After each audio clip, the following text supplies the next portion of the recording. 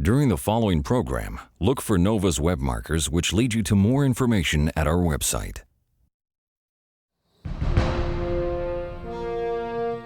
In 1968, men first left the Earth for the Moon.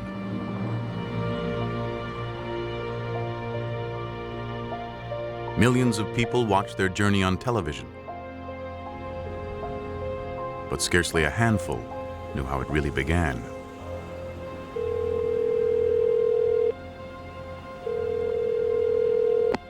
North American Aviation. Frank Borman, please. Astronaut Frank Borman is commander of a space mission called Apollo 8, assigned to test a new spacecraft in Earth orbit, the lunar lander. But the lander is not ready to fly. Then Borman gets a secret phone call from his boss, Deke Slayton. I was at Downey running tests on a spacecraft, and I got a call to come back and see Slayton in Houston. Slayton can't discuss it on the phone, but CIA satellite photos suggest the Russians may be ready to send a man around the moon before the end of the year. In August 1968, Borman is offered a dangerous new assignment.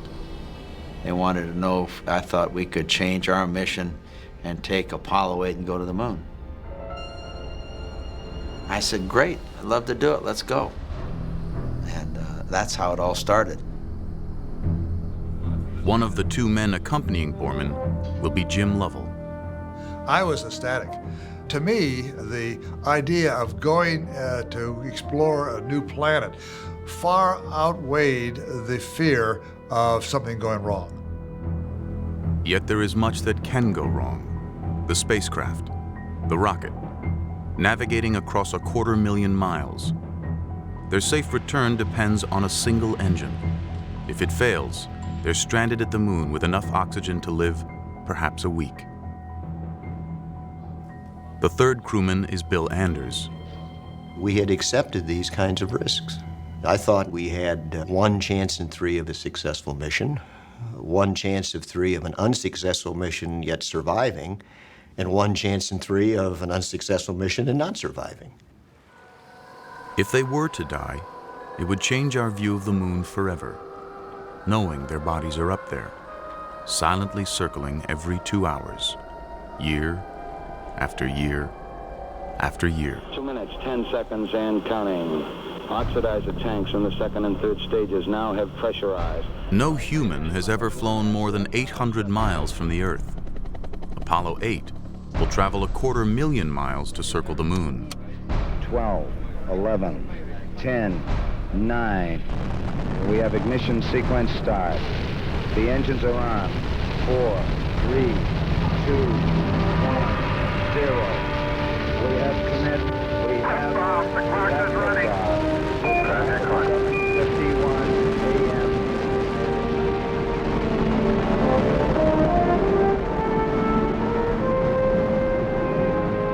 I was absolutely mesmerized by what was going on. I mean, all of a sudden you find out that, my God, the crew has left the Earth's environment. Okay, it's now on a way to another planet for the first time. So, holy cow, this is something. Tonight, 30 years later, Nova returns to the moon.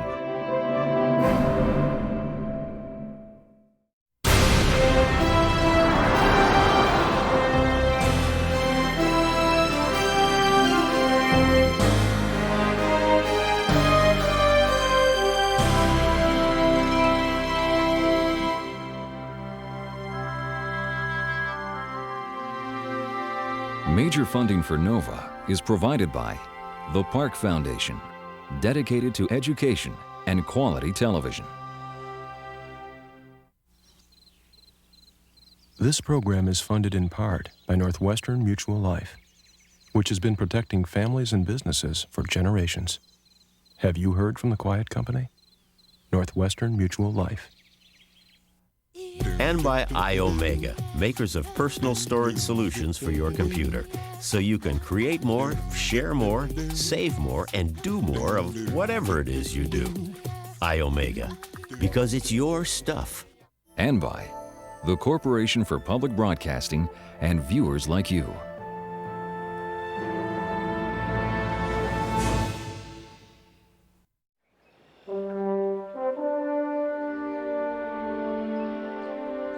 For as long as humans have gazed at the moon, some have dreamed of exploring our nearest neighbor,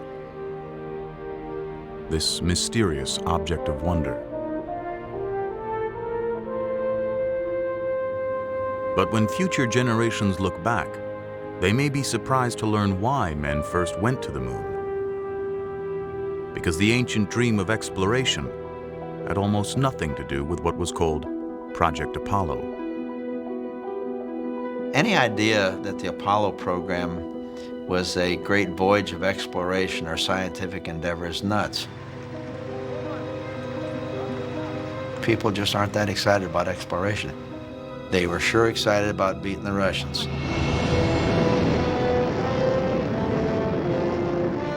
On October 4th, 1957, Russia orbits the first man-made satellite in history, Sputnik. To many Americans, it's a shocking defeat, a Pearl Harbor in space. It is quite possible that an aggressor nation that dominates space will then dominate the world. We just can't let that happen. They consider the control of space around the Earth very much like, shall we say, the great maritime powers considered the control of the seas in the 16th through the 18th century. And they say if we want to control this planet, we have to control the space around it. Dr. Wernher von Braun is America's leading rocket scientist, a German engineer who created the V-2 rocket for Hitler in World War II. He now works for the U.S. Army. For years, von Braun has dreamed of exploring space. Thanks to the Russians, he'll get the chance. 9 months after Sputnik, President Eisenhower creates the National Aeronautics and Space Administration, NASA. NASA announces Project Mercury, a program to put an American in space. These, ladies and gentlemen, are the nation's Mercury astronauts. The 7 Mercury astronauts become instant heroes, Cold War warriors, ready to battle communism in space. Future celebrities like Alan Shepard and John Glenn are the public face of America's space program. But even the Mercury astronauts had no idea what was already going on behind the scenes at a little-known NASA laboratory. Here at the Langley Research Center in Virginia is where Apollo began. Even today, few Americans realize that in the 1950s, a tiny group of engineers was already planning trips to the moon. They were called the Space Task Group, visionaries dreaming remarkable dreams. One of them, Dr. Maxime Faget, will become a legend, helping to create every American manned spacecraft. In 1958, he's designing the Mercury capsule. We expected to land on the moon sooner or later because it was so close and because everybody could see the moon. It made a very good target. In the 1950s, travel to the moon is about to become possible because of the rocket. Long used as a weapon, the rocket is the only engine that can operate in a vacuum.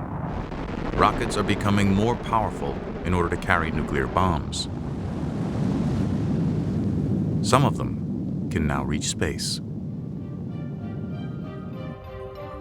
For an astronaut to survive there, he'll need the protection of a spacecraft or capsule.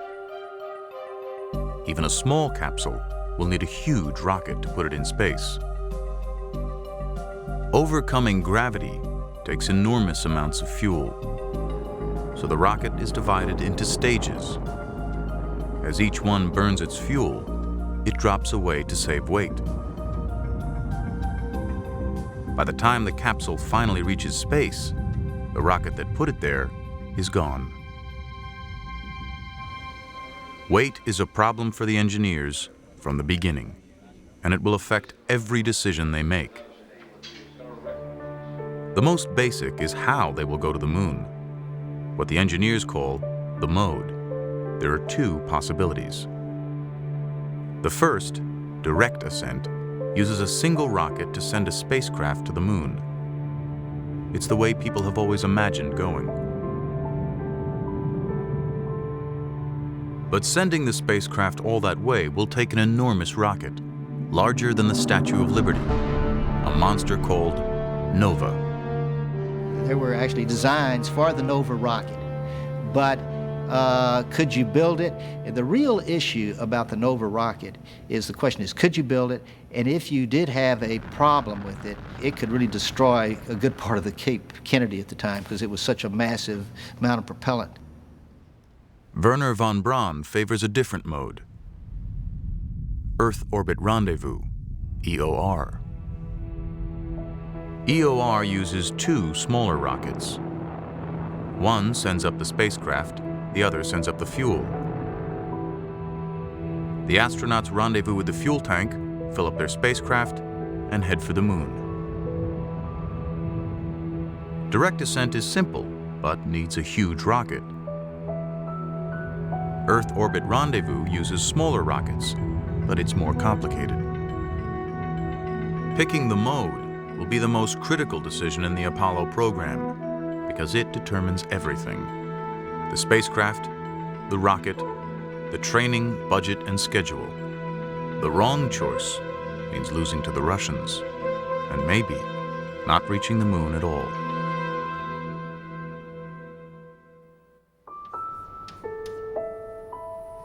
The answer was one nobody expected. The engineer who lobbied for it was an outsider. He didn't belong to the Space Task Group and never worked for von Braun. Almost no one welcomed the idea, but he never gave up.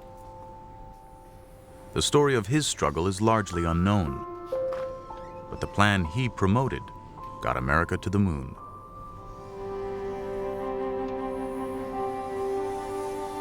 His name is Dr. John Hobolt.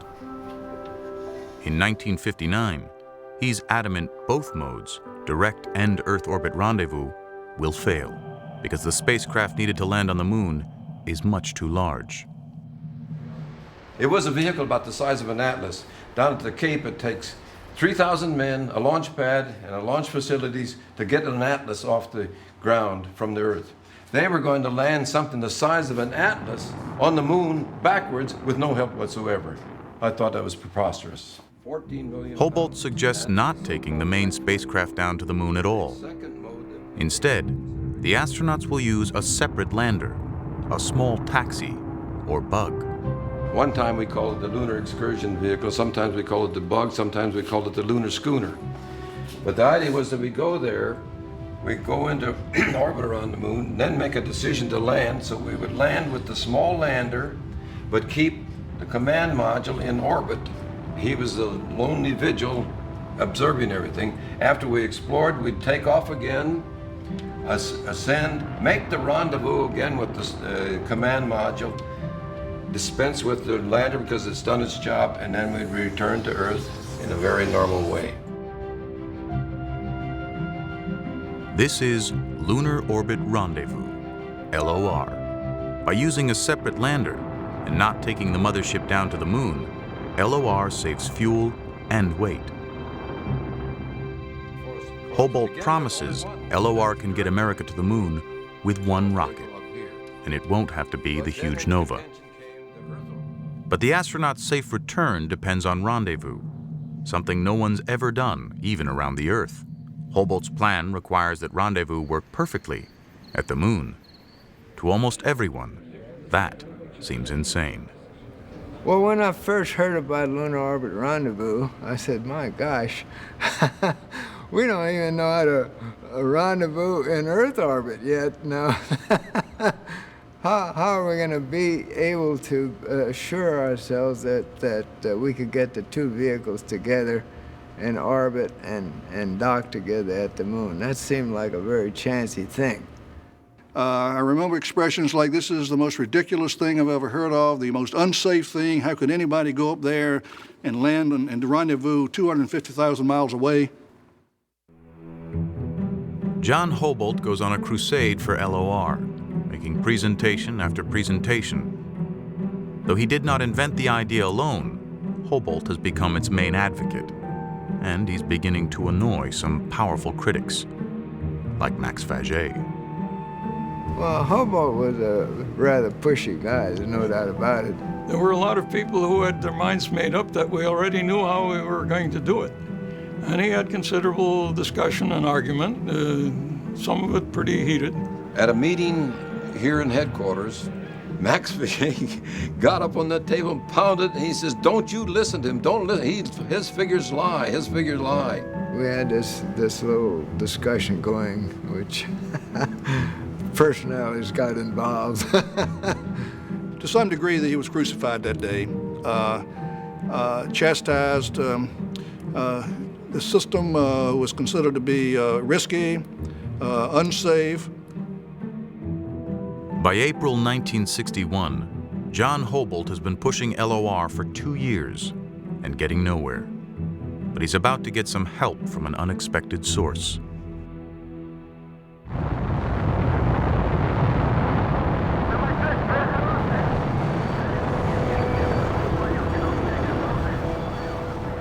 On April 12, 1961, the Russians put the first man in space, Yuri Gagarin.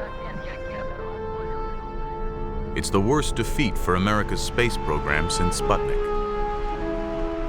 And it puts the pressure on a young president who's only been in office 12 weeks. Mr. President, don't you agree we should try to get to the moon before the Russians if we can? If we can get to the moon before the Russians, we should. And isn't it your responsibility to apply the vigorous leadership to spark up this program? When you say spark up the program, we first have to make a judgment based on the best information we can get whether we can be ahead of the Russians to the moon. We're now talking about a program which may be, which are many years away. The Saturn is still on a 40-hour week, isn't it, Mr. President? Saturn is still going to put us well behind. 2 days after Gagarin's flight, Kennedy has White House counsel Theodore Sorensen ask NASA what space project might beat the Russians. Their answer is a moon landing. Can we be the first to do that? Can we beat the Russians to that? They said, yes, that is sufficiently far off that the U.S. could probably, if it started now, have a chance of beating the Russians to that. That I knew Kennedy would be interested in hearing. Sorensen reports to Kennedy. In Sorensen's mind, it is the decisive moment. And he said, I think we ought to try for the moon. There are a lot of tough things we've got to figure out first, but I think that would be the way to do it, if we can do it. But not everyone agrees. Members of a committee led by Jerome Wiesner of MIT are against going to the moon, or even putting a man in space at all. Their secret report warns that the death of an astronaut could seriously embarrass Kennedy.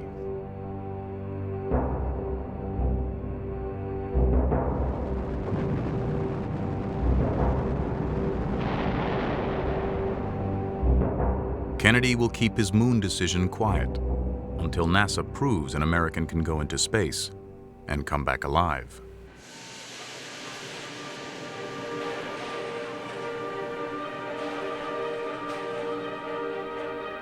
That man will be Alan Shepard.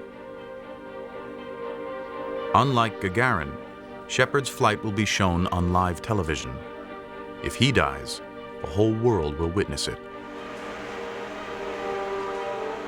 An accident on the very first flight would cast a long shadow over the U.S. space program. Once again, hearts are beating faster and people are tensing. The signs of the final minutes of countdown. 10, 9, 8, 7, 6, 5, 4, 3, 2, 1. Ignition. Lift off. Lift off. Fire underneath the bird, and she's lifting clean. Ice coming off that redstone. You can hear the roar now. She's going up, bright flame underneath the rocket. And the rocket is going up straight. She's climbing straight. He's pulling teeth now. The launch is perfect. For the next 15 minutes, the world will hold its breath. We appear to be losing voice communication now. During re-entry, the radio cuts out, as expected. To millions of viewers, Shepard has disappeared into the unknown.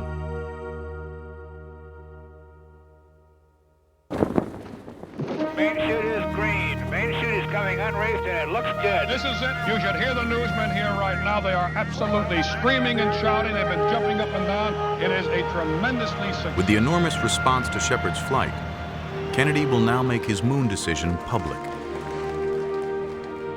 2 days before he addresses Congress, NASA gets a draft of the speech.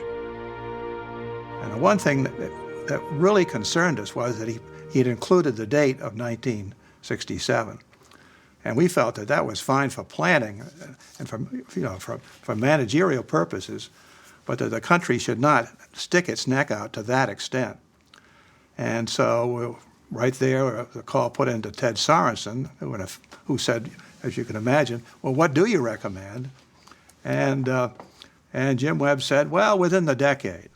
To some people in this the new decade started January 1, 1970, and technically it began January 1, 1971. So there was a little fudge there, and Kennedy just decided to keep that fudge. I believe that this nation should commit itself to achieving the goal before this decade is out of landing a man on the moon and returning him safely to the Earth. No single space project in this period will be more impressive to mankind or more important for the long-range exploration of space. America is headed for the moon. Not only has Kennedy made the decision, he's set a deadline. But NASA engineers can't really get started until they decide the approach mode, how to get to the moon. After 2 years of frustration, John Hobolt risks his career, bypasses channels, and writes directly to NASA Associate Administrator Robert Siemens. November 15th, 1961. Dear Dr. Siemens, the important question is, do we want to get to the moon or not? I'm simply trying to establish that our LOR scheme deserves a parallel frontline position. Respectfully yours, John C. Hobolt. And it was a blistering letter. And I first thought, well, I wish that guy would get off my back. I mean, maybe I should call his boss, the director of the laboratory, and tell him that, you're not really supposed to cut across, 6 or 7 layers of management that way. And but I thought, I think he may be right. Siemens tells Brainerd Holmes, the head of manned spaceflight, to do a careful evaluation of LOR. And then it wasn't more than a week or 2 later when I was talking to Brainerd, and he said, we are seriously considering it, and it is looking better and better all the time. I tell you, within a month and a half's time, they were touting the virtue of lunar rendezvous by the November timeframe of 1961. But I think even though they accepted lunar rendezvous, they accepted Hobolt. And I think John was never received the proper credit. In July 1962, NASA announces America will use Lunar Orbit Rendezvous to reach the moon. I grew up on the farm, working 16 hours a day, milking cows in the morning under 20 below zero and everything. And to me, to know that I've been involved with one of our greatest achievements of mankind, I feel rather special about that.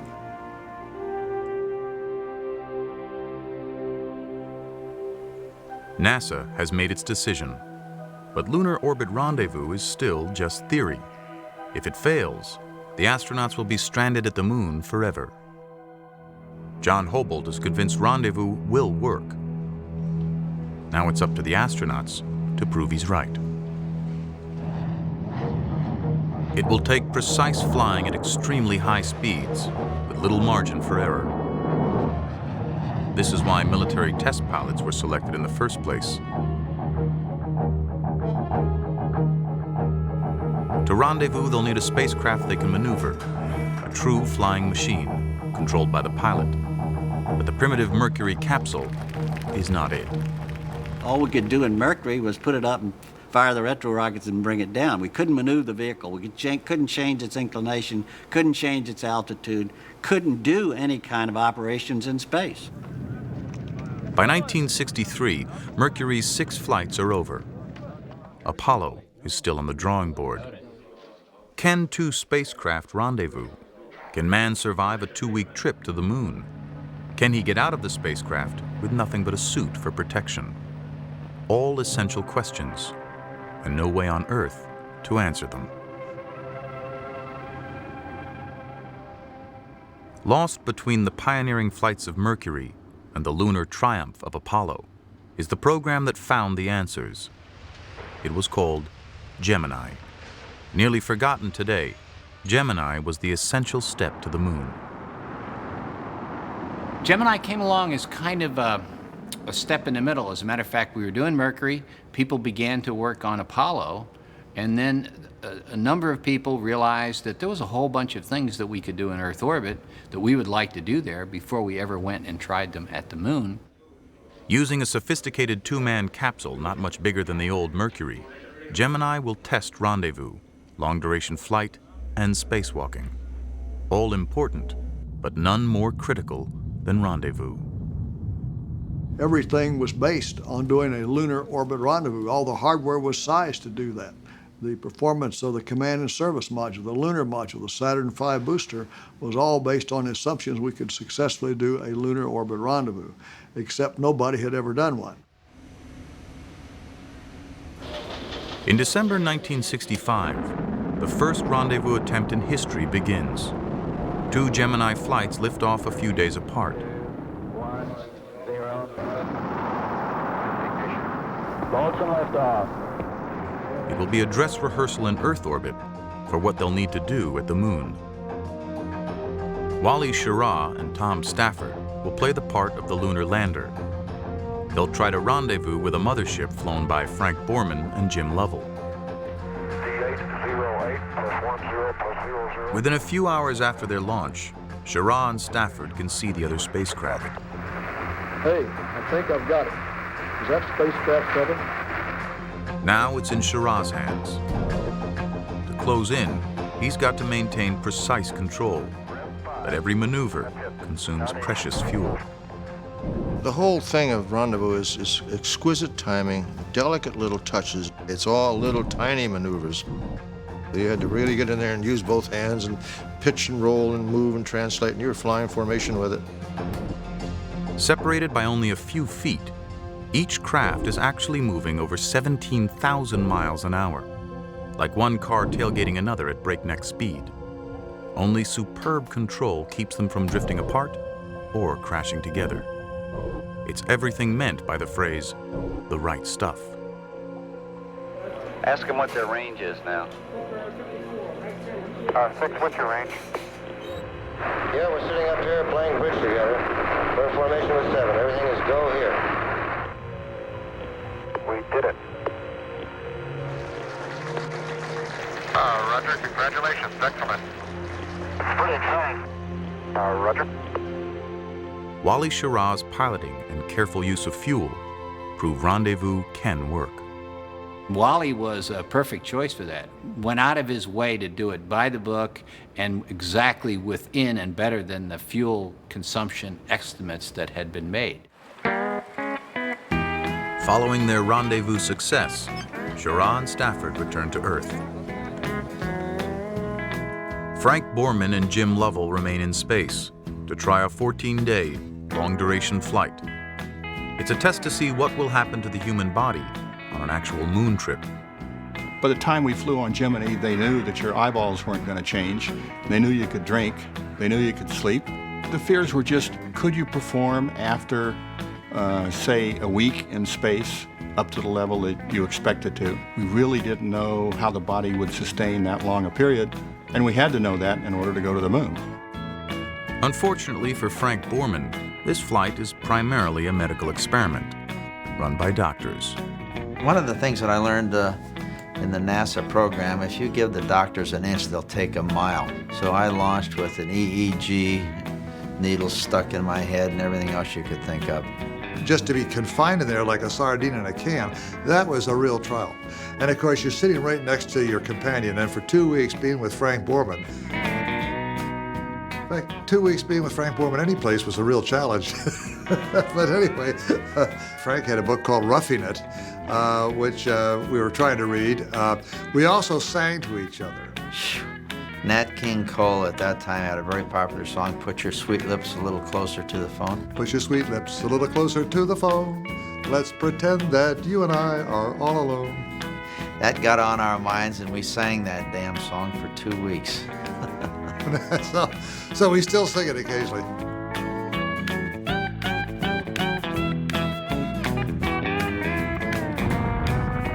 They can joke about it now, but in 1965, Borman and Lovell are medical guinea pigs. They've survived 14 days weightless, but even the doctors have no idea what will happen when they return to gravity. Yeah, they were concerned on landing that when all of a sudden our hearts were pumping the blood in a 1G environment that we might have problems or pass out. Some of them even thought we'd die, but we never even got dizzy.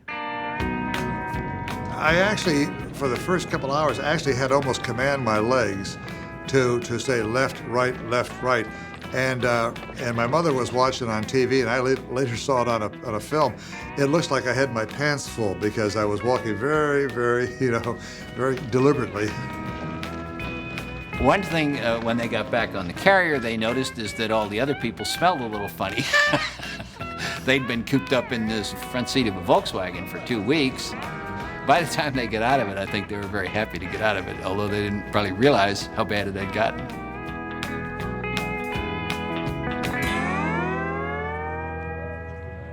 So far, Gemini has succeeded brilliantly, but the final challenge to master is extravehicular activity, EVA, or spacewalking.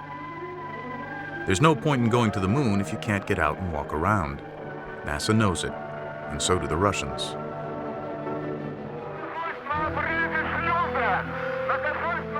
When cosmonaut Alexei Leonov became the first man to float in space, it was yet another defeat for the United States.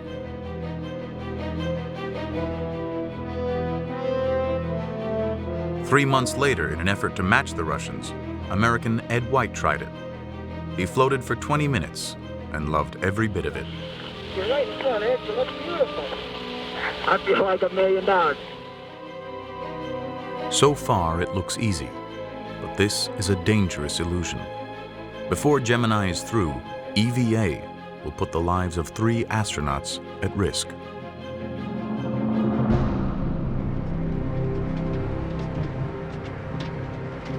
Gene Cernan will become the 3rd human to get out in space, but he'll do more than just float around. I was going to go out and I was going to have to do legitimate work. I had to basically assemble a whole flying backpack outside the spacecraft in 0 gravity through a nighttime cycle where I had little or no light. Cernan discovers that even the simplest task is nearly impossible. And every time I'd push or turn a valve, it would turn my entire body in 0 gravity. I had nothing to hold on to. And we take for granted gravity because we can do that kind of work with ease if something is holding our feet to the ground. Nothing was holding me anywhere. The effort quickly proves a tremendous strain. Within minutes, he's sweating profusely. It's not at all what Cernan and his commander Tom Stafford were expecting. Within a few minutes, he fogged over. We were so naive, we didn't even think about putting defog on our visor like you do when you go snorkeling or scuba diving. And so he was huffing and puffing, and I was flying the spacecraft. He says, "Tom, I've got a hard time controlling myself."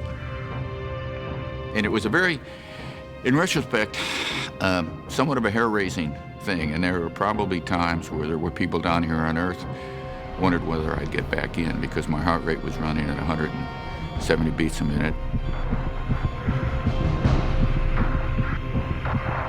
I said, hey, this is not a good situation at all. NASA downplayed the concern, but losing an astronaut during EVA was a very real fear. Hours before the flight began, Deke Slayton, head of the astronaut office, had spoken to Tom Stafford in private about the unthinkable. Tom, he says, NASA management wanted me to let you know if something happens to him out there, and if he dies, you've got to bring him back because we can't afford to have a dead astronaut floating around out there. I looked at him and I said, we've never talked about this before. Cernan is getting his oxygen from an umbilical hose that passes through an open hatch. Stafford must fly the spacecraft. If Cernan dies, there's no way Stafford could pull his body back in, get him into his seat, and shut his hatch. The only way Stafford could possibly bring Cernan back is to re-enter the atmosphere trailing his body, with the hatch still open. The Gemini would be in front, but this thing is going to be whipping us all around. I says, and furthermore, I've got an open hatch and all I have is this thin suit, was in just one layer of nylon, and I've got 3,200 degree plasma coming a couple of inches right above my shoulders through that open hatch. So he's got 7 layers of insulation. That's not going to help him too much. He's dead anyway, but I've got 1 layer here, and this plasma is going to come through the hatch. And then suppose we even get through all that, then a pilot chute comes out. Is that going to get snared with what's left of Cernan? And then here comes the main parachute out. Is that going to get snared and with what's left up there? And so here I'm going to plop down in the ocean with a hatch open. What happens then? And he says, well, what should I tell NASA management? And I said, probably I'll cut him loose. If he really is dead, I'll do all I can. But if he's dead, there's a good chance you're going to jeopardize the spacecraft and me too. Stafford was just going to literally have to cut the cord, and I might still be a satellite out there traveling through the sky 20, 30 years later. For Stafford, the unthinkable has become all too real. Forget the EVA, all he cares about now is saving Cernan's life.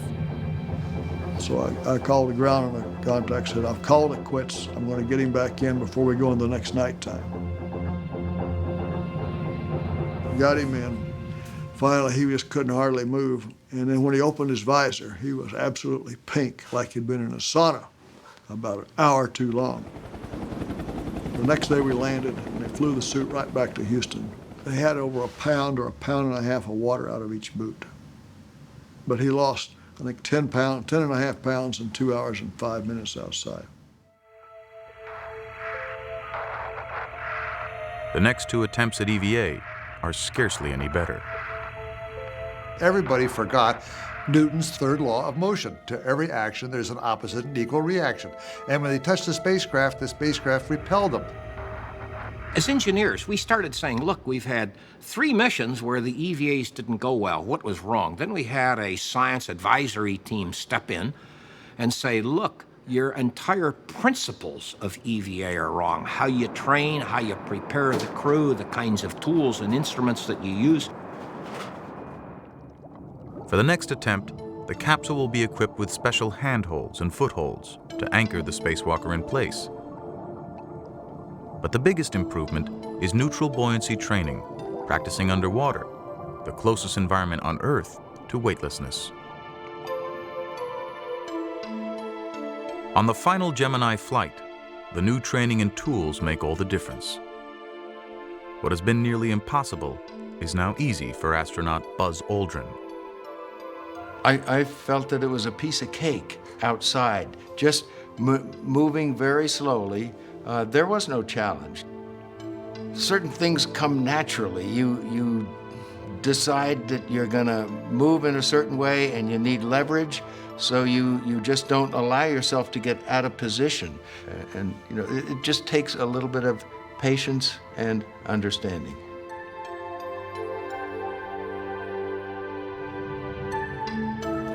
In November 1966, Gemini comes to a triumphant finish. A late addition to NASA's plans, Gemini has proven every technique Apollo will need to reach the moon. We had to learn how to do all the things to prove that they could be done before we could even begin to think about going to the moon on Apollo. And Gemini, in its own historical context, was perhaps as important as Apollo, because without Gemini, there would have been no Apollo. We had finally figured out how to do EVAs without fogging up the visors. We'd figured out how to do rendezvous. We figured out how to do long-duration flights. Now, suppose we had never done any of this. Say, whoopee, we're going to the moon, and never done Gemini. It would have been a disaster.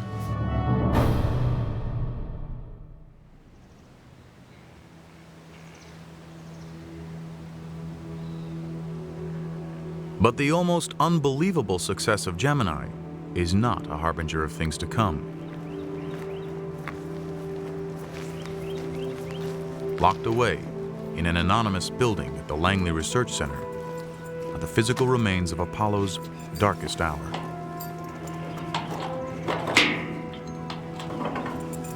The artifacts stored in this building have not been shown to the public in a decade.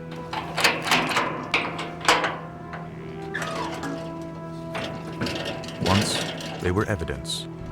Today, they are painful reminders of shattered dreams.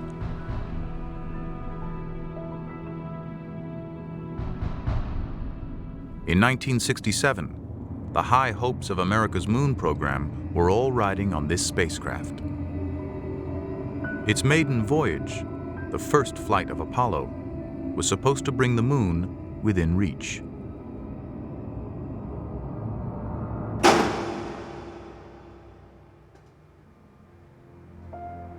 But it was not to be.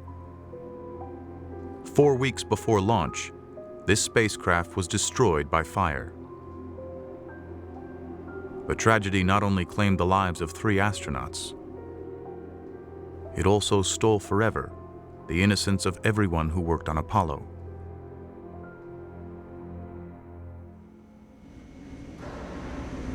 It is January 1967, 10 weeks since Gemini ended. The new Apollo spacecraft is nearly ready for its first test flight. The crew is Gus Grissom, Ed White, and Roger Chaffee. Chaffee is a rookie. This will be his first flight. Ed White flew once in Gemini. He was the first American to walk in space. Gus Grissom, one of the Mercury 7, is the most experienced. This will be his 3rd flight, and he intends to go even farther. Gus, what do you think your chances are for an Apollo flight? I think they're pretty good. I expect to be around for most of the Apollo program. You think you will one day make one of the trips to the moon, then? I'm planning on it. Shortly before launch, there are 2 critical tests. One is for leaks. They seal the capsule, pump up the pressure inside, and see if it holds. The second test is a practice countdown, a dress rehearsal for launch. The crew is in the capsule, the hatch sealed, and the spacecraft filled with pure oxygen. To save time, NASA does both these tests at once. They check for leaks at high pressure while the crew is inside, in pure oxygen. The combination is lethal. We had 15 psi of pure oxygen in that spacecraft. And at 15 psi of oxygen, aluminum burns. After years of doing this same test on every Mercury and Gemini capsule, NASA has become complacent about pure oxygen at high pressure. On January 27th, 1967, their luck runs out. There are communication problems, and Grissom is frustrated. You copy? No, I didn't read you, Chuck, at all. I can't read you, Chuck. You want to try the phone? Hey, how are we going to get the moon? We can't talk between 3 buildings. I can't hear a thing you're saying. Jesus Christ. Did you guys talk together up there at the command module? I said, how are we going to get the moon? We can't talk between 2 or 3 buildings. Ironically, the end of the test is to be an emergency escape drill, but it never gets that far. At 6:31 p.m., somewhere in miles of wire, a spark jumps. I was looking at a TV on my launch director's console. I saw a flash, and the spacecraft really burst into flames. We heard these screams in the intercom coming from the spacecraft, and we heard the people on the pad yelling about a fire. In the high-pressure oxygen, the fire quickly becomes an inferno. Seated in the middle, Ed White is desperately trying to release the hatch, but the hatch opens inward. When the spacecraft was pressurized, there was no way Ed White could pull that hatch inward. I mean, there was tons of force holding that hatch closed. It takes pad technicians 5 minutes to get the hatch open. And when they did, our crew had expired.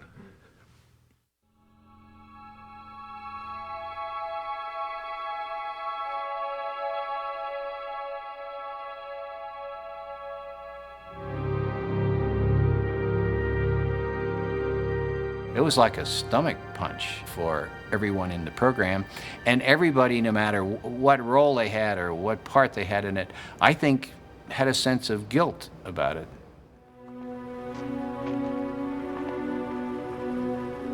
Somewhere along the line, one of us must have missed something, and therefore we let our crew down.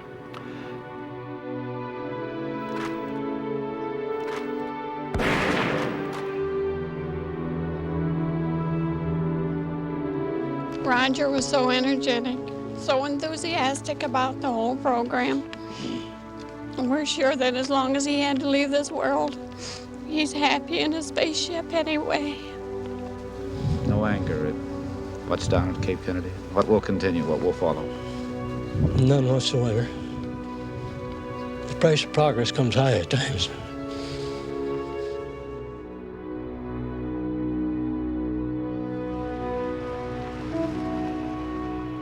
In the aftermath, NASA conducts a painstaking investigation and finds the Apollo spacecraft is full of design flaws and sloppy workmanship. Worst of all is poor quality wiring, the most likely cause of the fire. Over 100 design changes are made, a hatch that opens outward in 7 seconds, better shielding on wire, better fireproofing, and for all ground tests, no more pure oxygen.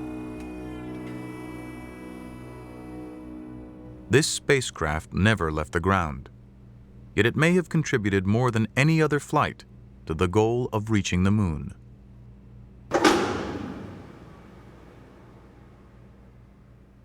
I hesitate to say this, but I have to say it. I don't think we would have gotten to the moon in the 60s if we had not had the fire. That's a terrible thing to say, but I think it is true. If that had happened while we were on the way to the moon, we'd have lost the crew, never heard from them again, and it would have been just a mystery hanging over the whole program, which would have caused an untold delay, and maybe even a cancellation. But no matter how improved the new spacecraft may now be, it still cannot reach the moon without a huge and powerful rocket. The Saturn V.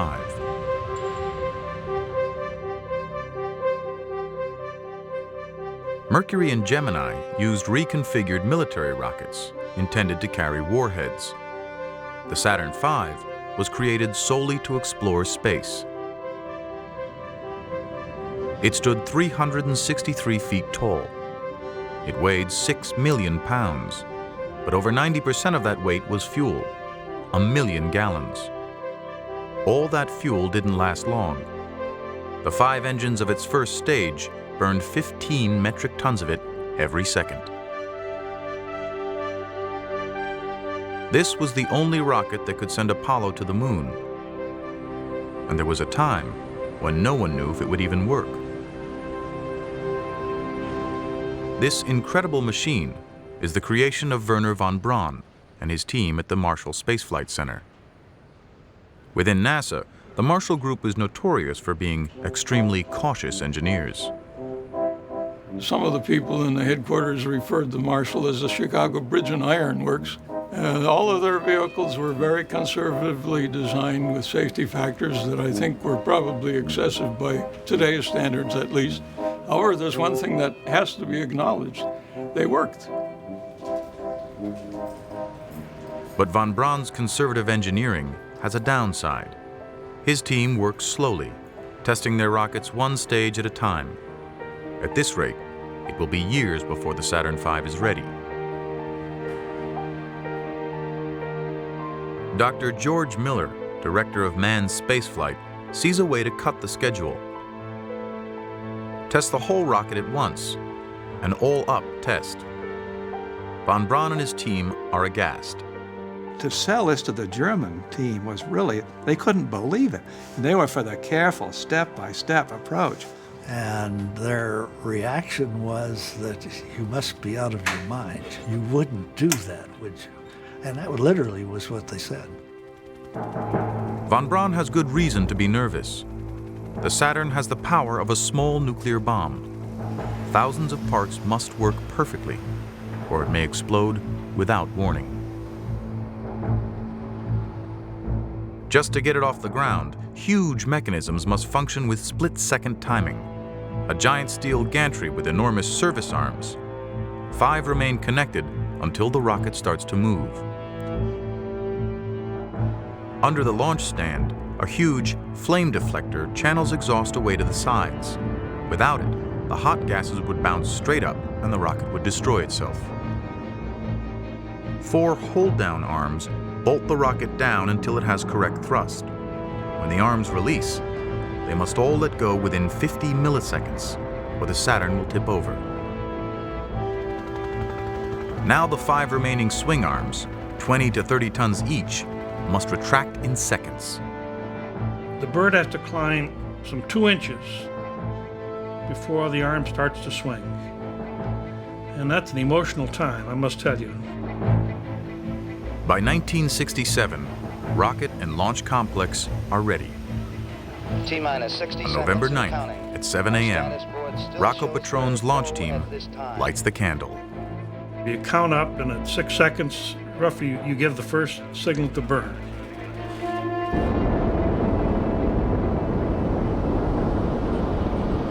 Five, 4, we have ignition. When the engines all reach correct thrust, the rocket sends a command. Let me go. The hold-down arms release. The swing arms retract. The Saturn V is on its own.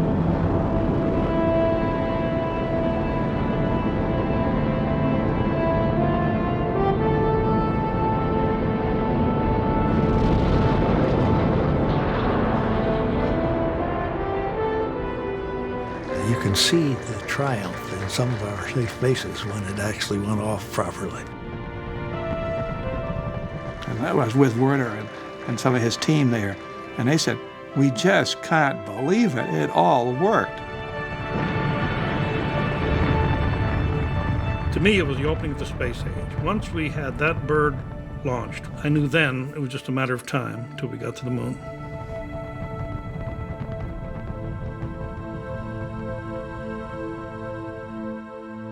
The Saturn V has worked perfectly on its first unmanned test.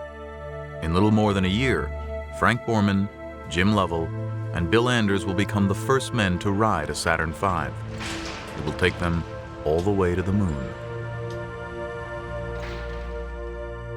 30 years later, Nova joins Borman, Lovell, and Anders at a reunion in Chicago, a chance to look back on the perilous journey that was Apollo 8. And to recall the mysterious way it began. North American Aviation. Frank Borman, please. This was all super secret. They wouldn't even discuss it or allow us to discuss it over the telephones. Yeah. And that's why the reason I had to fly back to Houston and get told in person. And then, even though we had changed our mission... Didn't you know before you actually got on the airplane that there was going to be a change? I did not know. I did not have any idea until I walked into Slayton's office. Honest to God. Well, let me ask you, what did he give you an option, or did he say the mission has been changed? No, he said that the Russians, the CIA had heard that the Russians were going to launch before the end of the year, and that Lowell was coming up with this plan to send Apollo 8 to the moon. And what did I think about it? I think it's a hell of a good idea. It'd take me 30 seconds. I committed you guys on that. See that, Bill? He said, hey, Bill and Jim would really love to do that.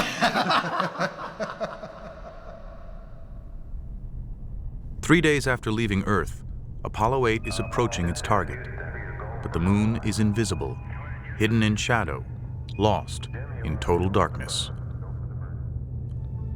It was very black. All there was we could see over our shoulder was a black hole with no stars. We assumed that was the moon. In fact, the only time of the flight that my hair kind of crawled on the back of my neck, going into this big black hole.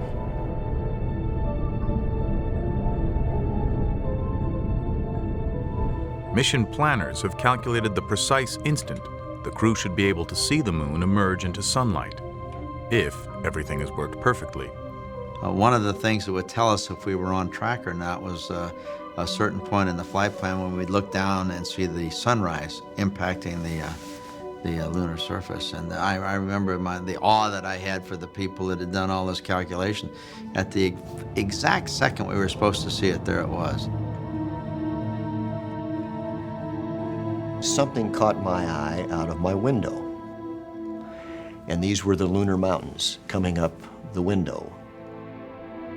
It is humankind's first look ever at the far side of the moon. It was a lot rougher than the front of the moon, the side that's always exposed to the Earth. We were like three school kids looking into a candy store window. Our noses were pressed against the glass. We forgot the flight plan. Then, something happens that no one has predicted, and it turns out to be an even more amazing sight. When I looked up and saw the Earth coming up on this very stark, beat-up lunar horizon, an Earth that was the only color that we could see, a very fragile-looking Earth, a very delicate-looking Earth, I was immediately almost overcome with the thought, you know, here we came all this way to the moon, and yet the most significant thing we're seeing is our own home planet, the Earth. Though their mission is to photograph the moon, all three men focus on the Earth. Bill Anders takes a picture that gives humanity its first look at our home as it really is. Earthrise.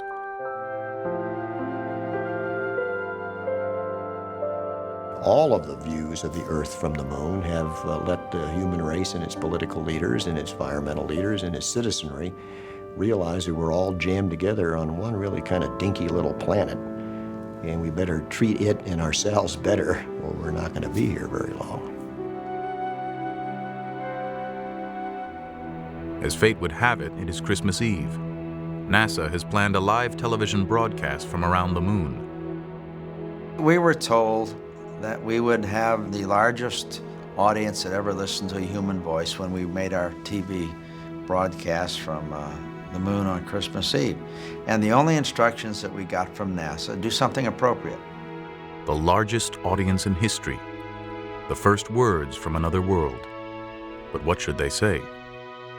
I didn't want to take the time to worry about that when we had so much else. And Cy Borgen, who was a friend of ours with the U.S. Information Agency, suggested, how about reading from Genesis? So that's how it happened.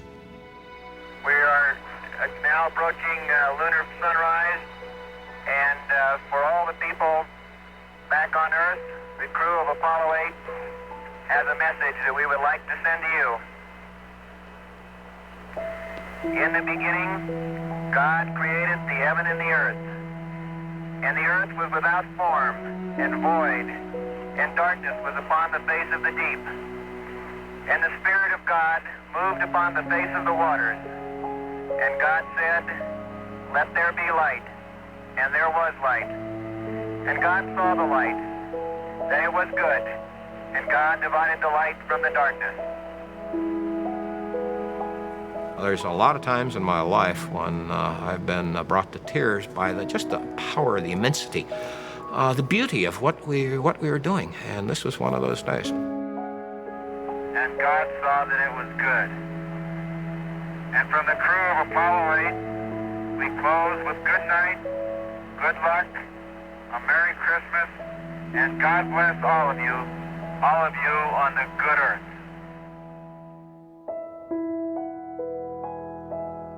As soon as the thing was cut off, we talked to the ground. I said, "Did you get all that?" They said, "Yeah." "Did it come in fine?" "Yes." "Okay, now give us the instructions for getting home."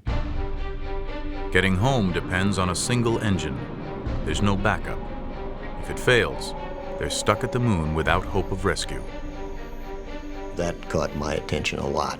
We knew we would be there forever if, indeed, that engine didn't work again. So that was a sobering thought. All systems are go. Over. Roger, thank you, Houston. Apollo 8. I think the premier of all the tense moments was the burn to get us back out of lunar orbit. We only had a single engine to do that, and had it failed, we'd still be circling the moon. So I can assure you there were 6 eyeballs focused on those instruments. Well, we were talking about what we called the TEI burn, the trans-Earth injection, and of course we spent 20 hours going around the moon, and we were all kind of tired, and so we were programming the computer to turn on the engine and get the proper attitude. And as we got around the backside, because this burn starts at the backside, so no one can hear us from the Earth, and on the computer it comes up a little sign that says, a couple numbers that essentially says, "Are you really sure that you want to make this maneuver? This is your last chance to make up a decision." So I said, "Frank, hey, do we really want to?"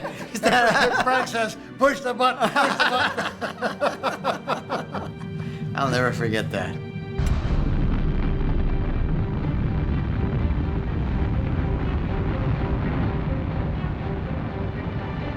The engine works. They're on a path back toward the Earth. But how accurate is their course?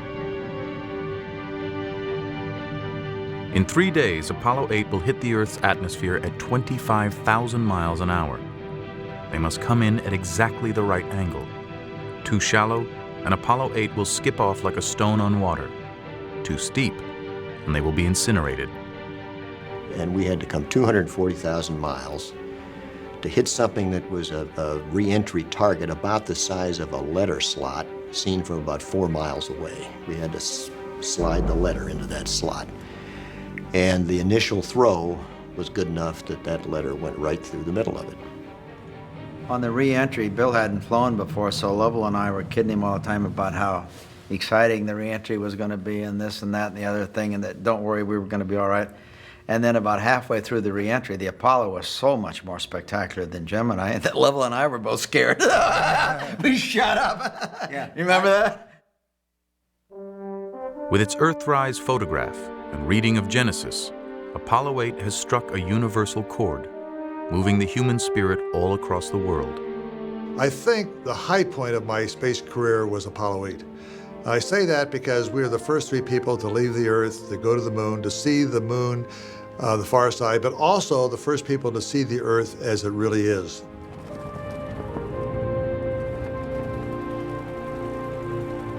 And it has accomplished its original mission as well. It got to the moon before the Russians. Realizing that we had done our job well, that we'd beat the Russians to the moon, and there was no doubt in my mind now that the rest of the program was going to work. I had a feeling almost of euphoria. I was so pleased. I was so thankful for, because let's face it, God must have been looking after us or we wouldn't have made it. So it was a very, very, very religious experience for me. Bill had an interesting comment when we landed because someone, while we were waiting to be picked up, someone had called from the ship or the helicopter and said, is the moon made out of green cheese? Yeah. And Bill says, nope, it's American cheese. Geez, I remember that like yesterday. Yeah. Yeah.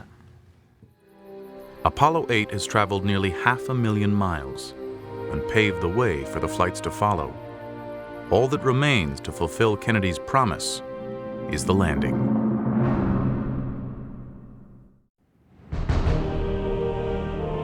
Early in 1969, the Russian threat resurfaces.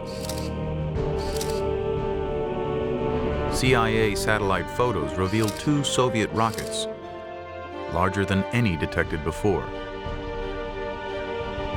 Soviet Union, by whatever circumstances, had a very, very clever, aggressive space program, and they made maximum use of everything they had.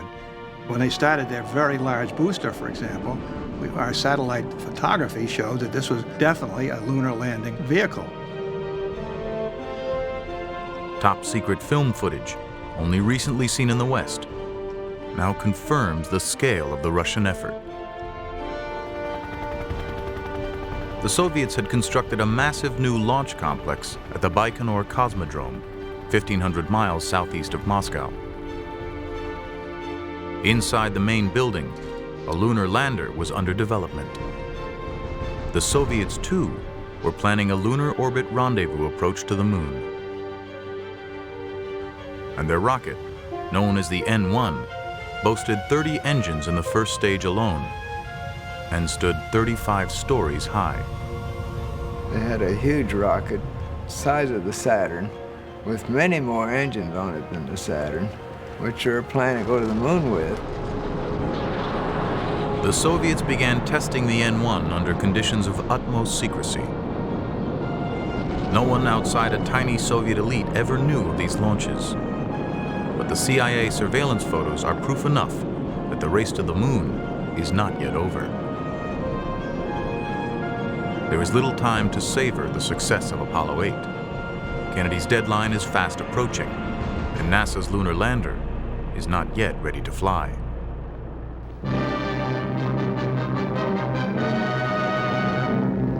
This strange device is one that Uncle Sam hopes will make history. The lunar craft will reach the moon aboard the Apollo spacecraft, and then 2 of the crew of 3 will board the Bug to land on the moon. The Lunar Excursion Module, the LEM, is designed to orbit the moon as part of a stack of spacecraft. Attached to the Command and Service Modules, the CSM.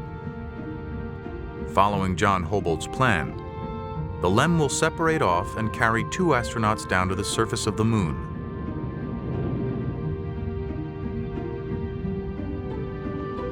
The ascent stage of the LEM will bring them back to dock with the CSM and return to Earth.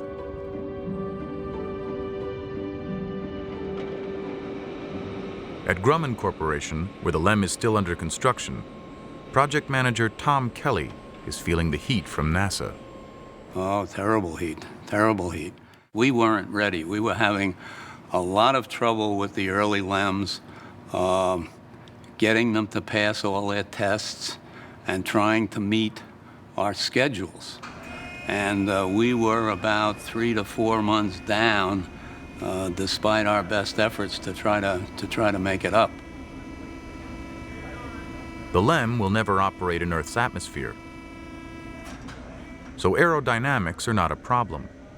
The problem is weight. For every pound of weight that was brought down to the lunar surface and then back up into lunar orbit, you had to add 3 pounds of rocket propellant. So it was a 4-to-1 growth factor on weight. We went back very painstakingly through everything and cut out weight. For example, the skin, the aluminum alloy skin of the crew compartment was about 12 thousandths of an inch thick. That's equivalent to about 3 layers of Reynolds wrap that you would use in the kitchen. Inside the crew compartment, too, everything is pared down to the bare essentials. There were no seats. In order to save weight, we had eliminated seats. This enabled us to put the pilot's eye very close to the window so we could minimize the size of the window and still have a very wide field of view outside the window.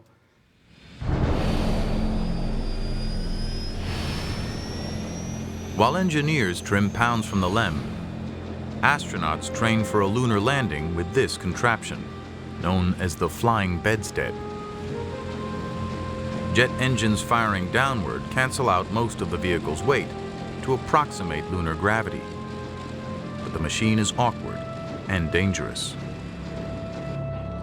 In May 1968, astronaut Neil Armstrong, a former fighter pilot, climbs into the bedstead. Fellow astronaut Bill Anders had just completed his turn flying the ungainly machine. It had 2 rocket fuel tanks, 2 round tanks, one on each side of the vehicle with a crossfeed between them. So while Neil was up there getting the near-perfect start, fuel was draining from one tank to the other. Just about prior to touchdown, he ran out of the fuel to control the attitude of this vehicle. So now it was like a kid's balloon at a party where they blow it up and let it go.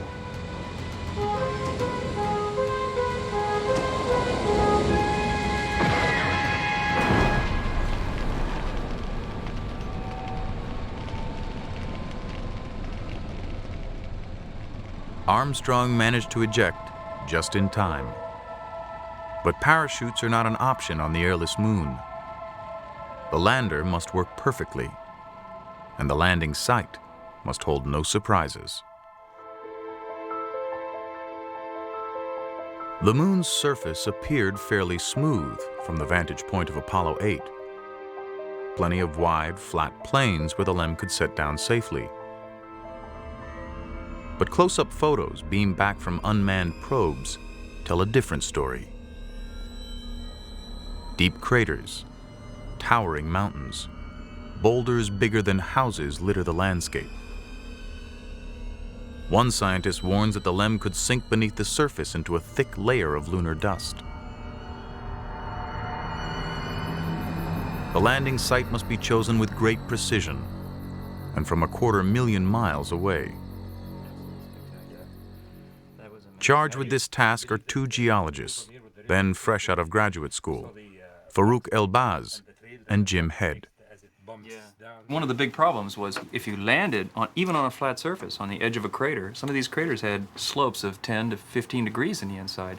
And of course, as the lunar module pitched over and landed, it would just keep going over. And that was not something you wanted to have happen because obviously you couldn't get off the moon if that were the case. So there were lots of different problems. That would have been a really interesting one right next to here, but I'm not sure it would have been a very safe landing. Yes. Not the least of their problems is dealing with the competing expectations of the scientific community and NASA engineers.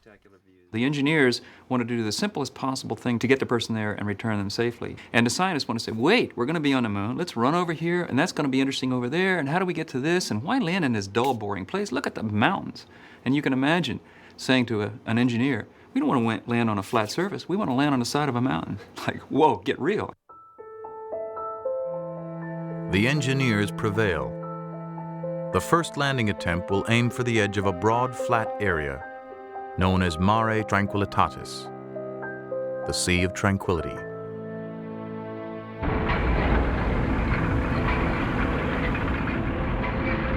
July 3rd, 1969. As Apollo 11 inches toward Pad 39A, the space race ends, suddenly, in a ball of fire. The CIA learns that a giant Russian N-1 moon rocket has blown up during a test launch at Baikonur. It will take the Soviets months to recover, if they ever can. NASA officials debate whether to pause and catch their breath, but all systems are go. The LEM has been trimmed down to flying weight. Just 2 days before launch, NASA gives the final go-ahead for a landing attempt. The astronauts, Neil Armstrong, Buzz Aldrin, and Mike Collins, know that many peg their chances of actually reaching the moon's surface at 50-50. If they fail, NASA has 2 more rockets and 2 more crews ready to go before decade's end. On July 16th, over 1 million people flocked to Cocoa Beach, Florida, across the bay from the launch site. crowd is filled with politicians, television stars, ordinary people, all hoping to witness history being made.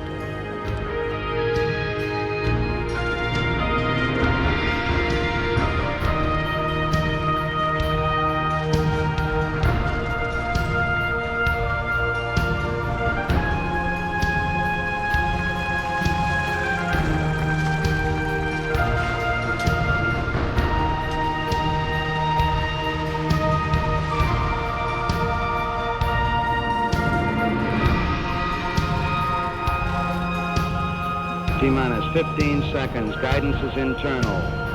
12, 11, 10, 9. Ignition sequence start. 6, 5, 4, 3, 2, 1, 0. Liftoff. We have a liftoff. 32 minutes past the hour. Liftoff on Apollo 11.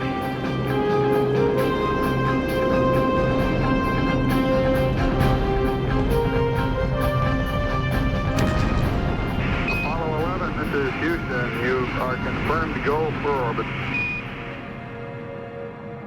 The 3 Gemini veterans aboard the spacecraft have spent years preparing for this journey. You are go for TLI, over. Collins, 37, a West Point graduate and career test pilot, will fly the command module around the moon.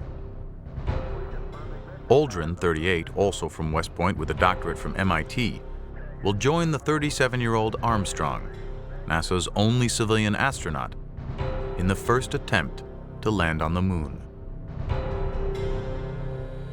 Looks like it's going to be impossible to get away from the fact that you guys are dominating all the news back here in Earth. Even Pravda in Russia is headlining the mission and calls Neil the czar of the ship. 4 days and 250,000 miles from Earth, the crew enters lunar orbit. You are go for LOI, over. Roger, go for LOI. All your systems are looking good. Everything looks okay up here. Going around the corner, we'll see you on the other side, over. Going through my mind was a very simple equation in here. Today, we're either going to land, we're going to abort, or we're going to crash. Okay, all flight controllers, gonna go for landing. Retro. Go. Right up. Go. Guys, go. Control. 70 miles above the moon, Armstrong and Aldrin undock the LEM and begin their descent. Capcom, we're go for landing. In Houston, 26-year-old Steve Bales, in charge of guidance control, anxiously awaits data to track their speed and location. When we finally get data, I realize that we're going toward the moon 13 miles an hour faster than we should be, and the computer doesn't know it, and our ground radars tell us. And that doesn't sound like much, and yet it's almost enough that we have to abort the mission. My trench comes up and says, hey, we're not in the position that we expect to be.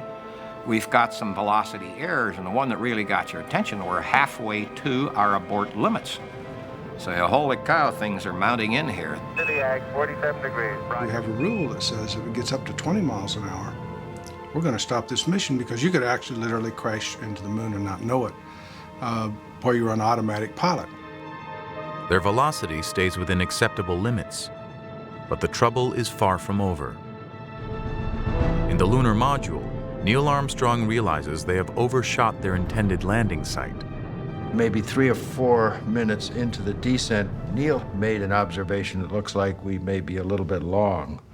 And I thought, geez, you know, how can he possibly suspect that? But it turned out that we were a little bit long. Only when the LEM pitches over to prepare for landing can Armstrong get a good look at the surface below, out the pilot's window. They're heading down into a field of boulders. He hits the throttle, hard. I see the vehicle going across the surface of the moon like I have never seen it do in simulations. And I say, what has gone wrong? What's going on? It's going 5 times as fast horizontally. It's never supposed to do that. It's just supposed to gently hover down it. 100 feet, 3.5 down, 9 forward. We knew that they were not landing where they're supposed to land. We worked on the exact landing point for so long, and we wanted this landing specifically to be very successful and safe. And here they are, not landing where they're supposed to be, and we have no idea where they will finally land, and it was really terrifying to find out that perhaps here we're going to see something that might end the program. With a minute to go, they confront the unthinkable, an abort or even a crash. Armstrong's search for a good landing spot is using up precious fuel. 60 seconds. Lights on. Forward. And then when 60 seconds and the light came on, and we were still not real close to the ground, we were maybe 100, 120 feet, then I guess I was getting a little concerned, but what could I do? Could I say, hey, Neil, hurry up, get it on the ground? That would just excite him a little bit more, so I couldn't say that. Armstrong has flown 4 miles past the prime landing target. He has half a minute's worth of fuel left. 30 seconds. You hear 60 seconds, and you hear 30 seconds. When we ever get to 0, we're going to call an abort on fuel, and the crew knows it, and we know it. And about the time we got 30-second call, the crew said, hey, we're kicking up some dust. Picking up some dust. Okay, 75 feet. And we knew then that we were close, and there, I knew that no matter what I would say or do from now on, this crew was going to go in for the landing. 4 forward, drifting to the right a little. So we just shut up here in the ground, and all we were doing was letting them know what their fuel status was. And the fuel is going lower and lower. And then finally you hear contact light. Contact light. Okay, engine stop. We copy you down, Eagle. Then he says something I will never forget. Listen, Tranquility Base here. The Eagle has landed. I didn't know what Tranquility Base was. They have never used that term when we were doing simulations. They always called themselves Eagle. So I said, what is this, Tranquility Base? And then I think, what a wonderful name. I mean, all that in a matter of 2 seconds. Roger, Tranquility. We copy you on the ground. You got a bunch of guys about to turn blue. We're breathing again. Thanks a lot. Gene Kranz has no time to catch his breath. He must quickly decide. Is the spacecraft safe where it stands? Or should the crew launch from the lunar surface immediately to rejoin the command module? We had to look over the spacecraft very quickly, make sure the spacecraft was safe, it wasn't toppling over, we hadn't damaged any of the fuel systems by blowing rocks maybe up into the lunar debris, up into the soft underside of the spacecraft. So I had to do this very quickly. And after about 2 minutes, then it's too late, really, because if you were to lift off after 2 minutes after the normal landing, Mike Collins is going round and round, and he's too far ahead for you to catch up to him in a reasonable time. And I just couldn't get the words out to start the stay-no-stay process. And in frustration, after a couple seconds, I wrapped my arm on my right arm on the console, and I had a pencil in my hand. I broke the pencil in two, and then got over that. It was just pure frustration. Got through it and got on with the stay-no-stay decisions until we could finally get off shift and say, my God, today we landed on the moon. And all of a sudden, the motions of everybody came through. They all got up and clapped. Von Braun was sitting right in front of me. He turned to me, and with an OK sign, he said, "Thank you, John. That's the biggest compliment I've had in my life."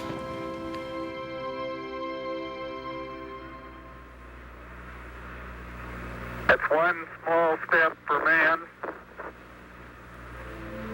one giant leap for mankind.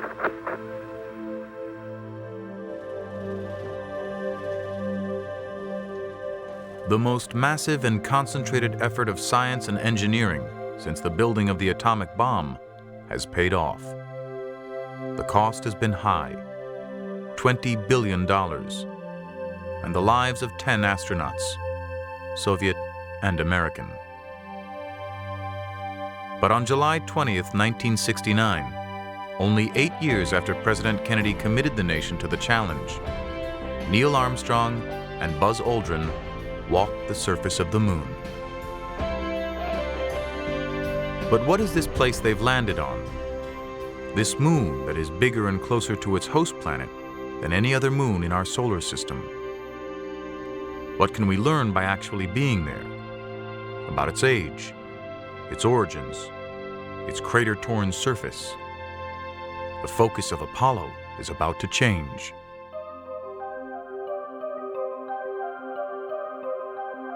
Armstrong and Aldrin bring back precious samples from the moon that are immediately sealed away in airtight vaults. The first pieces of another world. I was a scientist at the U.S. Geological Survey at the time, one of those chosen to study the samples, and it's 30 years ago now, but I can remember the excitement of coming here and getting our bits of material. When the rocks first came back, it was really amazing because the rocks Neil Armstrong picked up turned out to be basalts, and the ages of those weren't a few thousand or hundreds of thousands of years, but were 3.7 billion years old, older than virtually all rocks we'd found on the Earth at that time. Basalts like this are made from cooling lava, the holes from bubbles of escaping gas. On Earth, basalts are relatively young, as the planet's surface is constantly reshaped, erasing eons of geological history. But the age of the lunar basalts suggests that any volcanic activity on the moon ceased billions of years ago, after oceans of lava hardened, forming dark areas called maria, or seas. These rocks, before the astronauts picked them up, had lain virtually unchanged for nearly 4 billion years. Geologists are anxious for more and different samples. Even before Apollo 11, they had lobbied NASA to send a bona fide scientist to the moon.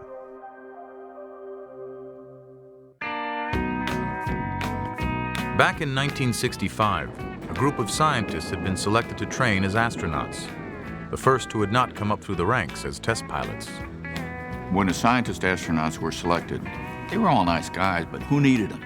You know, I mean, they can't fly. None of them knew how to fly. We had to send them to flight school. We felt like basically they were taking up space. They didn't have the qualifications that we felt were essential, and that was to be a fighter pilot. You know, living, breathing, gung-ho fighter jock. There were 2 MDs, 2 engineers, 1 physicist, and a PhD geologist the astronauts nicknamed Dr. Rock. The whole idea of volunteering was with the possibility of actually taking my science and my interests to the moon. Jack took for a long time to get through flight training. I remember at the time saying that if God had meant man to fly, it wouldn't have made him Jack Schmitt. But these guys, they were good. I mean, they were sharp people, but they were cut from a different mold. We also felt like they were, would kind of undermine the office on our official positions, which was kind of like anti-doctor, anti-scientist. Hell, we were astronauts. We could be anything we wanted to be. We were a little arrogant. There's no question about it. And for every scientist that flew, one of us would not. Schmitt would never be completely accepted in the test pilot fraternity, and he didn't expect to get to the moon himself. But he used whatever leverage he had to push NASA to liven up its approach to geology training. My impression was that the pilot astronauts were bored. It was not very interesting to them. Most of the astronauts actually hated geology. They didn't want to touch a geologist with a 10-foot pole because their first courses in geology were taught the way I was taught geology, in a classroom with the thin sections and the microscope and learning the chemical formula of a mineral, which they will never see again or never use. And they would tell each other, I mean, we're not going to get a goddamn microscope and look at this stuff. What the hell are we doing this for?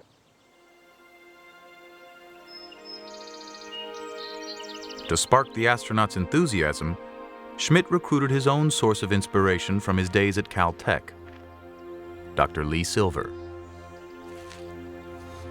What I was trying to do initially was convince them that they could make important contributions to the science.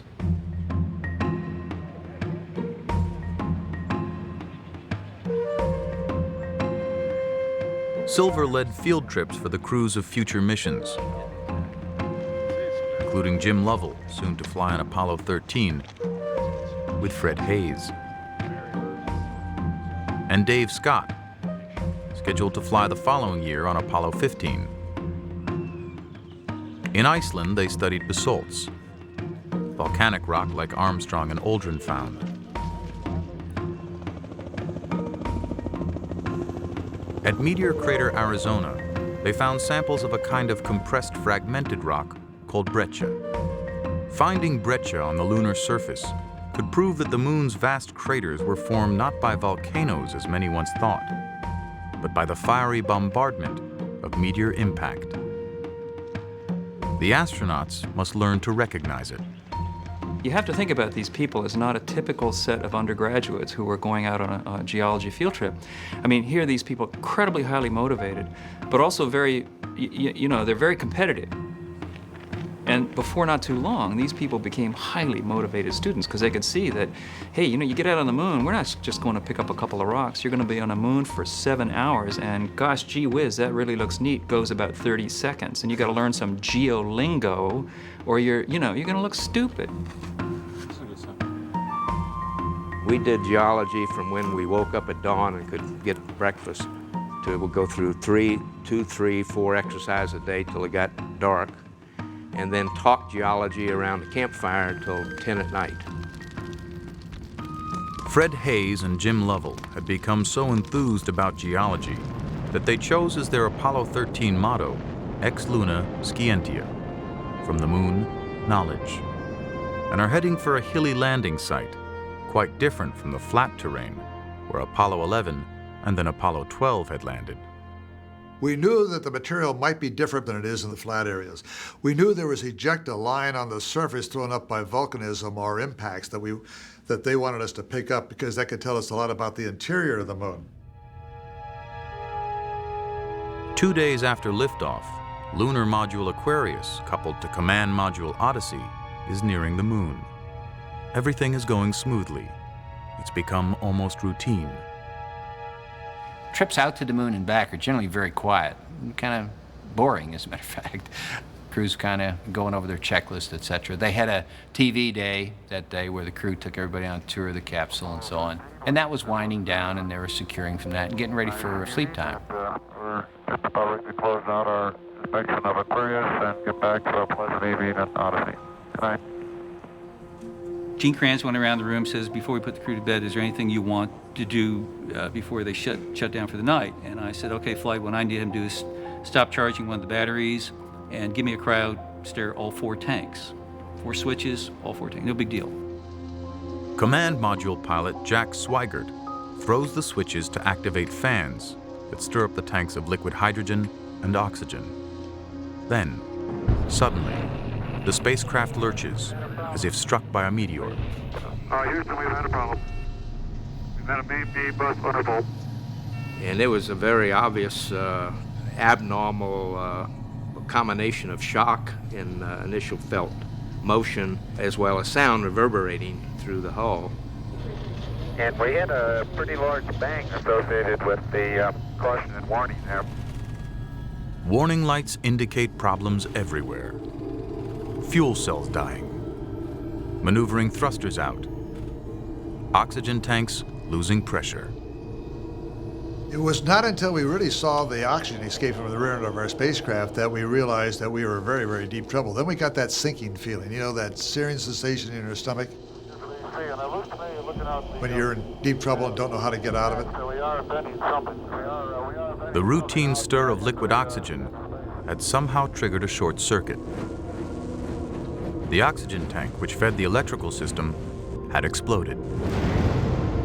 Now 2 of the 3 command module fuel cells are nearly dead.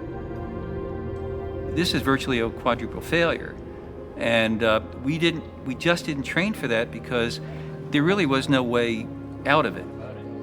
We really thought that God would not be so unkind as to give us more than 1 failure at one time in one system. I knew it was an abort, that we'd lost the mission. The original mission, exploring the lunar highlands, must now be abandoned. The new mission becomes, get the astronauts home alive. And I'm down at the Cape, said goodbye to the guys, and I watched the launch. And then I headed for Houston, and then the word came back. The Apollo 13 spacecraft has had a serious power supply malfunction that could cause the lunar landing mission to be terminated early. Without question, I was disappointed. At the beginning of an experiment, you got good people working on it, you're enthused and all. Priorities are priorities. My concern was for the crew. These are people I worked with. The command module's power supply is nearly spent. Soon its computer, lights, and gauges will be dead. The ground directs Lovell, Hayes, and Swigert to use the lunar module as their lifeboat. We figure we've got about 15 minutes worth of power left in the command module, so we want you to start getting over in the LEM and getting some power on that. The LEM has its own power supply, but it's designed to support 2 people for 45 hours. Now there will be 3, and they are at least 90 hours from home. Ground Control decides they should continue around the moon and take advantage of lunar gravity to turn them back toward Earth. Then, to get home before the power runs out, they must accelerate their crippled spacecraft by burning the LEM's small descent engine, an extremely critical maneuver that had never been tested.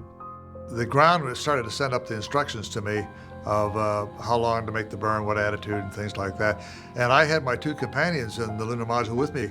When I looked at them, they weren't paying any attention at all. They had cameras in their hands. They said, well, as we go around to the far side, we're going to take some pictures.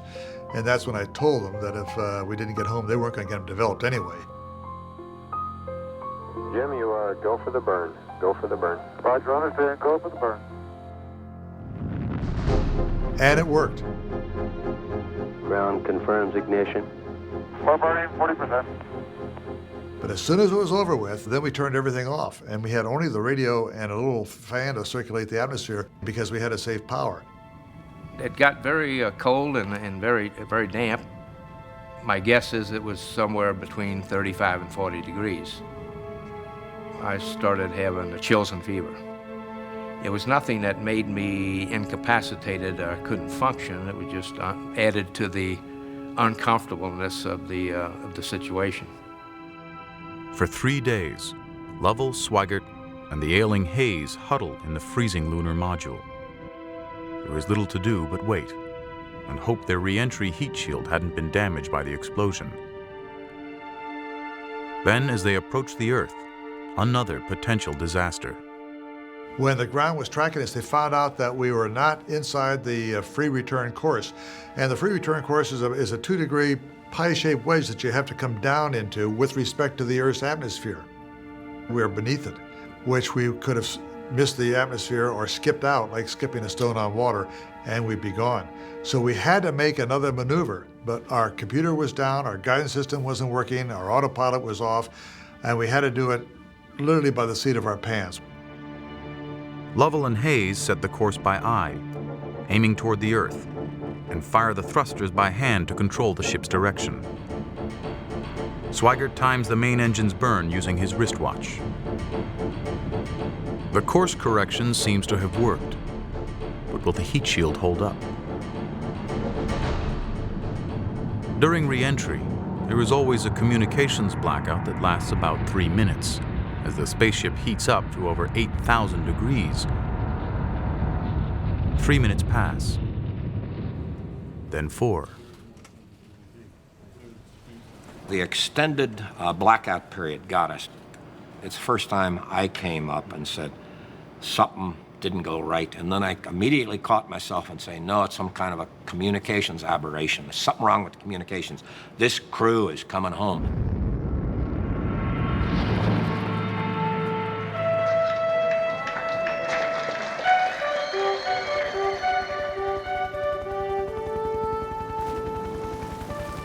I cried. As soon as I saw those parachutes, it was literally the tears flowed. And I think this was true for many of the people.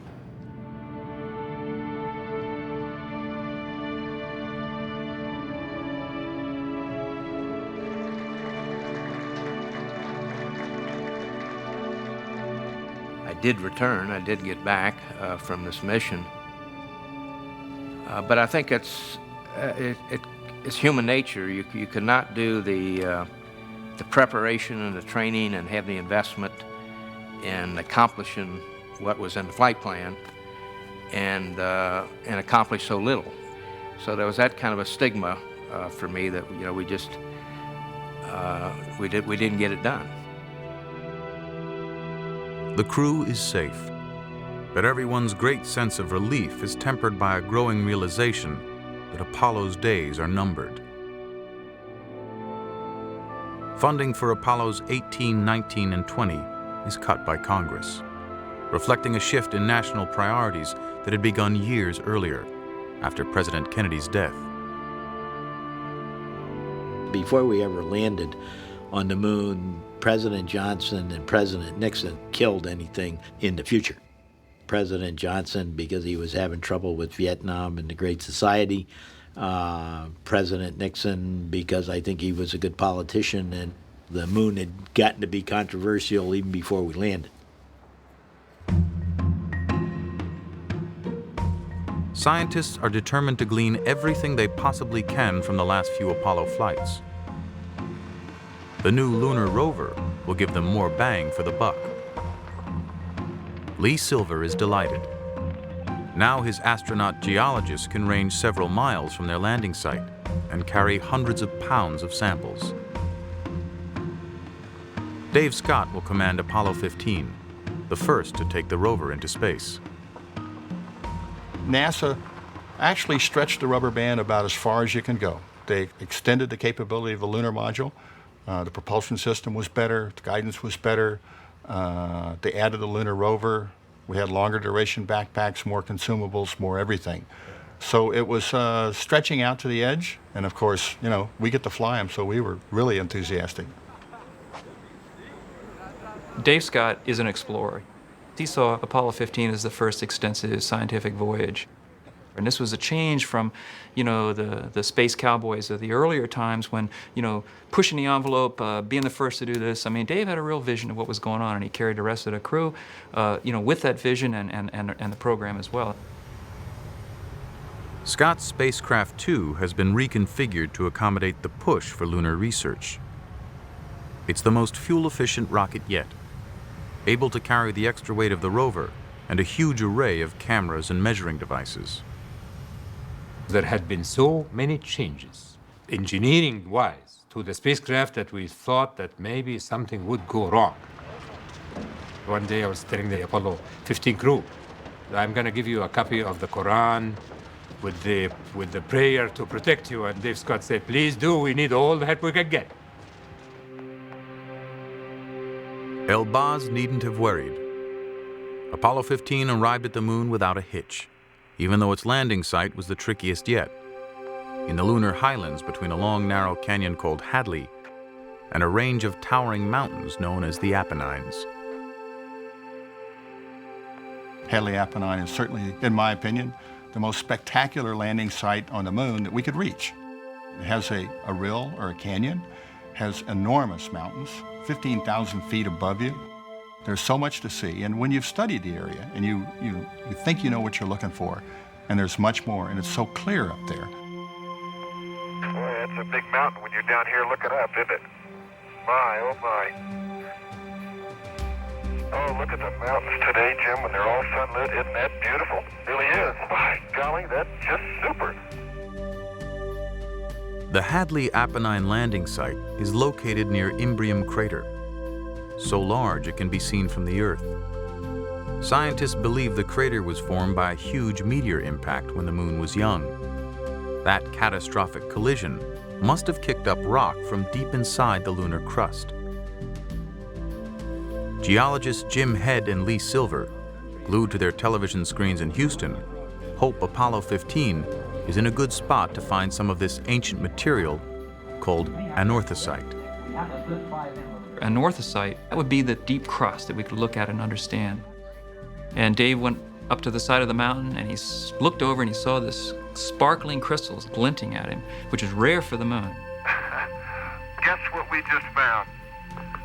Guess guess what we just found? I think we found what we came for. Crystal rock, huh? Yes, sir. You better believe it. As a matter of fact,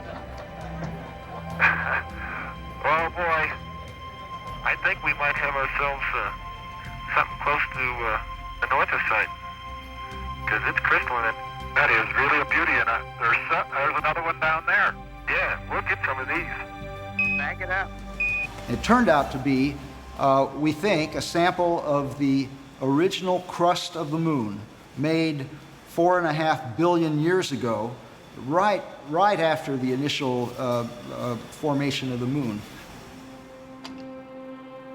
The anorthosite Dave Scott brought back is a jewel in the crown of lunar exploration, the oldest sample yet found.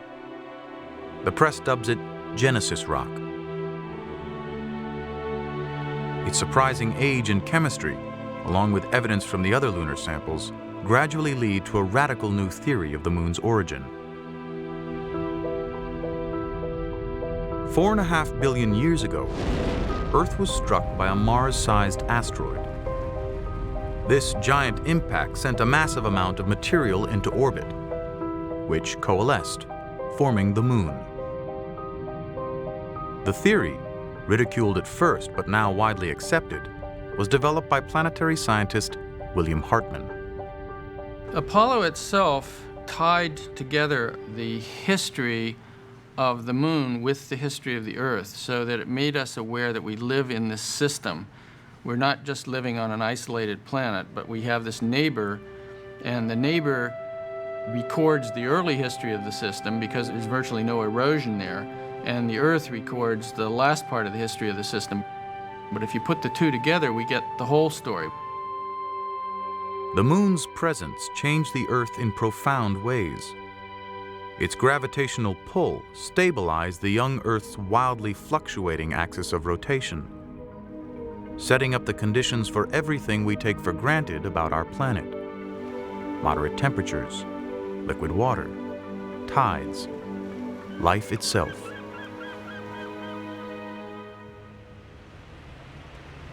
December 1972.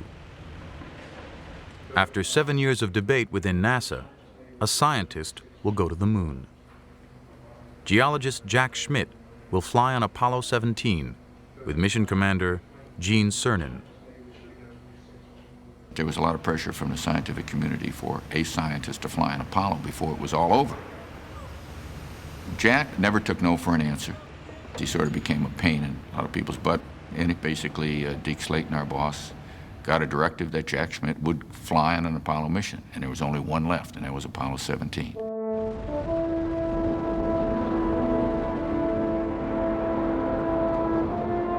Three and a half years after Neil Armstrong and Buzz Aldrin had set out for man's first lunar landing, the last moonshot lights the midnight sky at Cape Kennedy. The only Apollo night launch is precisely timed so the crew can touch down in the clear light of the lunar dawn.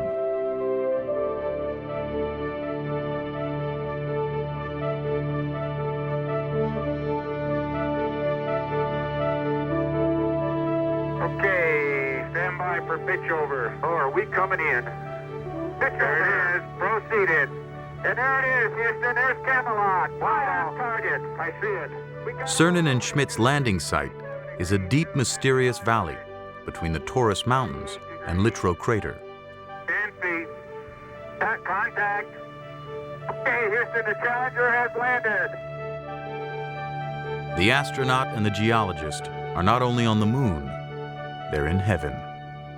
I was strolling on the moon one day in the merry, merry month of December. Now, May's the month. We were in a valley deeper than the Grand Canyon, one of extraordinary geological variability, one that we now are finally going to have a chance to explore. This is a geologist's paradise if I ever saw one. Cernan and Schmitt have little time simply to sightsee. Nearly every minute is tightly scheduled, setting up experiments and collecting samples. Here's a nicely structured rock that we probably ought to work on. There's a lot of lineation in some of that white material, Jack. Probably the breccia. It's got a little dust covered. Look at where the contact between the gray and the... right, and it's on both sides. Oh, hey! There is orange soil. I can see it from here. It's orange. Even when they stumble upon an unexpected discovery, their time must be carefully rationed. Let me put my visor up. It's still orange. They got to leave at a certain time regardless of what we got. Guys, we don't have that much time. I know, Bob. I know. You're going to leave the moon at a certain time, and you have to work everything in. And you have to get through that frustration of not having enough time to do everything you want. After 3 days of 7-hour EVAs, Schmidt and Cernan have collected over 200 pounds of samples. Now their supplies of oxygen and water are nearly spent. Gene's finished with the core tube, then we should be able to go. Cernan and Schmidt head back to the LEM, ending the explorations of Apollo. But neither man could have guessed they would be the last moonwalkers of the 20th century. When they write the history books and they say man landed on the moon from 1969 to 1972 and then did not go back for at least 30 years, maybe 40, maybe 50, I hope not, but maybe that long. It'd be sort of hard to explain, I guess, as a historian. We could have run more missions, but in historical perspective, gosh, it's only been, 30 years. That isn't long. When you look at the major explorations in history, there are hundreds and 200 years between the major events. So we're regrouping now.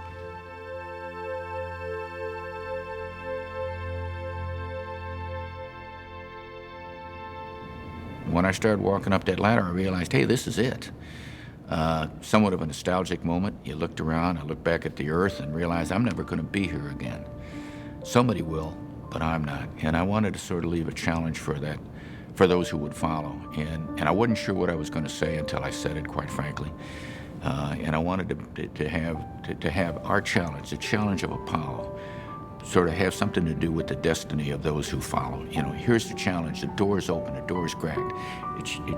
You now have the opportunity to go on from here. And, my exact words, we now leave as we once came, and God willing, as we shall return with peace and hope for all mankind. And may America's challenge of today. Forge man's destiny of tomorrow. Godspeed the crew of Apollo 17. The quest that began as a desperate race against the Russians at the height of the Cold War has ended. How ironic that an effort born of bitter conflict produced the most profound images ever seen of the interconnectedness of mankind and opened a window on our common origins. Ironic, too, that it ended so soon. The whole grand endeavor, barely a dozen years from start to finish. Today, the abandoned launch platforms loom like some 20th century Stonehenge, monuments to the incredible achievements of decades past. Surely man will return to the moon and venture beyond. But in the new millennium, it will most likely be private enterprise, not political necessity or even scientific curiosity that will propel the efforts. But wherever we may go in the universe, those first visits to another world, from 1969 to 1972, will always live in human memory as Chapter 1 of The Great Adventure.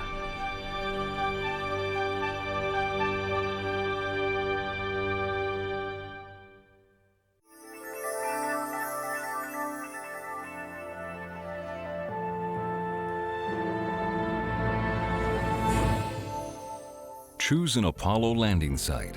Explore the lunar surface yourself. See what the astronauts saw. 360-degree images put you in control on NOVA's website.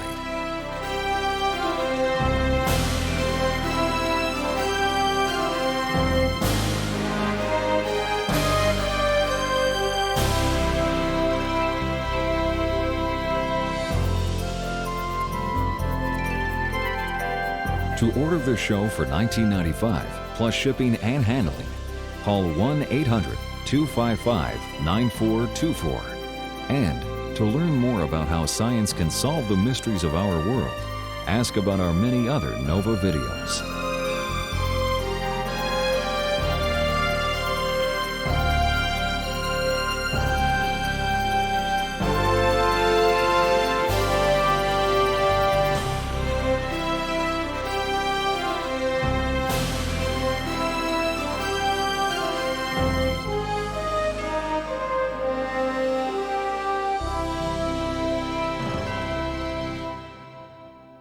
NOVA is a production of WGBH Boston.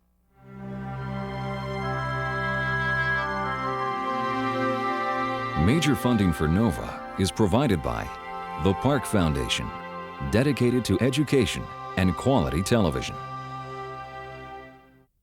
And by iOmega, makers of the Zip Drive and 100 megabyte zip disks. Your universe is expanding, but you can save it in your own personal space. iOmega, because it's your stuff. This program is funded in part by Northwestern Mutual Life, which has been protecting families and businesses for generations. Have you heard from the Quiet Company? Northwestern Mutual Life. And by the Corporation for Public Broadcasting and viewers like you.